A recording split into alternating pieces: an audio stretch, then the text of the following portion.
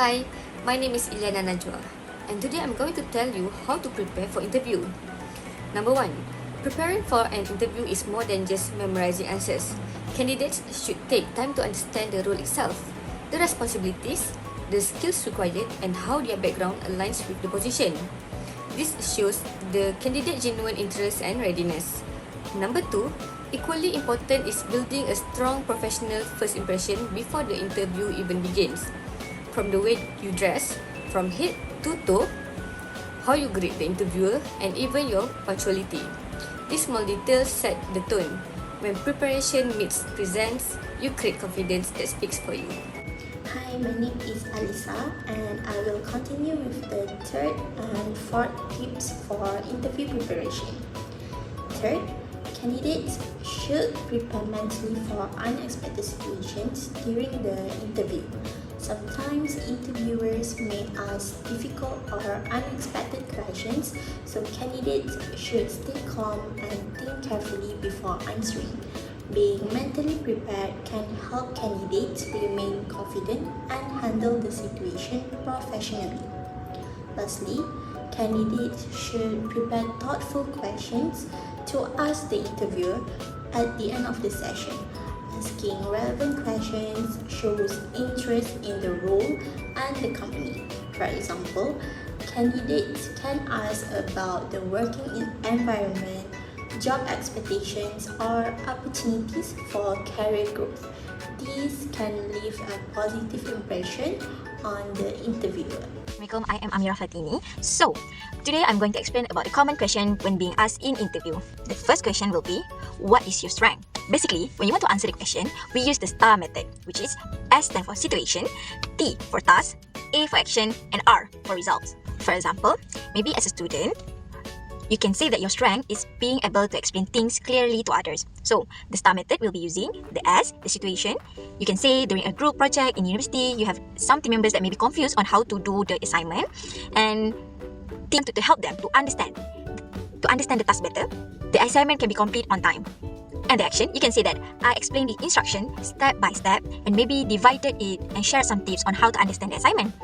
And you can say that the action you took as well, you answered their questions and make sure that everyone know what they need to do. So as a result, at the end, that your team member can complete the group assignment or project, and your teammate feel more confident and understand the task completely better together. So this STAR method has shown you your strength with the action, result, and making the interviewer feel more connected and interested to knowing you more. Hi, I'm Hannah. As HR professional, one interview question that we will always ask our candidate is, how do you stay motivated during repetitive or routine work?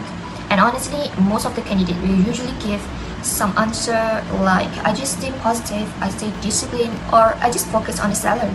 But as a HR, we are actually looking for a deeper answer.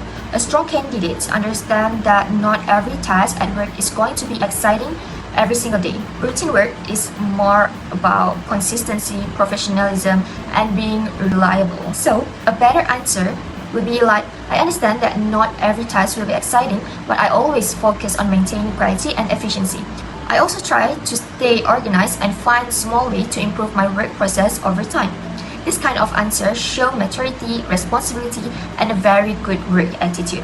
At the end of the day, companies value employees who can stay dependable even during routine tasks. There you go, an easy tips on how do you stay motivated during repetitive or routine work. Let's move on to the next tips. Hi, I'm Yasmin Adira. Okay, one common interview question is, tell us something that is not in your resume. This question is actually designed to understand more about your personality, your working style, and the qualities that cannot be reflected on paper. To answer this question well, you should avoid repeating your achievements or anything already stated in your resume. Instead, focus on your attitude, mindset, or personal strengths that can bring value to the organization. For example, you can mention that you are proactive and willing to take initiative, such as finding ways to improve your work or helping others without being asked. This shows that you are not only responsible for your own tasks, but also someone who is willing to contribute more and support the team when needed. Next, If the interviewer asks you why this industry and why not other industry, you can talk about your genuine interest and passion for the industry. And you also can explain why you enjoy working with people in the same industry or environment.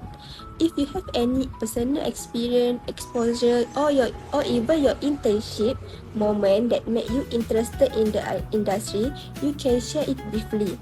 Show how the industry match your personality, strength, and even long-term career goal.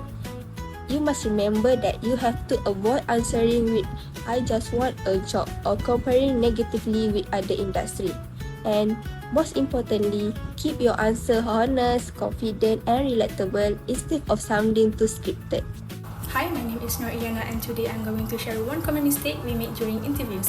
One common mistake we make during interviews is speaking negatively about our previous employers or workplaces. Sometimes we become too emotional and start complaining about our old boss, colleagues, or working environment during the interview session. This can create a bad impression because the interviewers may think that we are difficult to work with or unable to handle professional situation properly. For example, instead of saying, "My previous boss very annoying and the workplace was toxic," we should answer in a more professional way, such as, "I'm grateful for the experience I gained there, but now I'm looking for a better opportunity to grow professionally and improve my skills." Sounds better, right? We should remember that interviewers are not only evaluating skills and qualification, but also attitude and professionalism. Therefore, staying positive and respectful when talking about previous experience can help create a stronger impression during the interview. Hi, my name is Saida. So now let's move on to another common mistake during interview, which is relying too heavily on filler words such as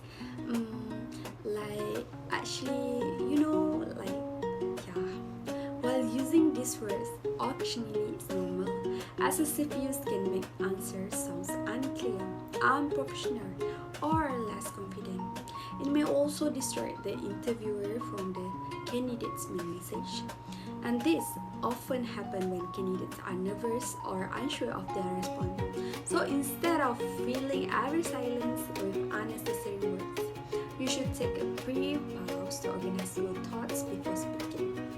In fact, a short pause appears more confident and professional than using multiple filler words throughout an answer. Hence, clear and concise communication help to create a stronger impression from an interview. One of the biggest mistakes candidates make during interviews is not researching the company beforehand. Many people attend interviews knowing only the job title, but they do not really understand the company's background, culture, values, or what makes the company different from others. Interviewers can usually notice this very quickly. For example, when candidates are asked, "Why do you want to join our company?"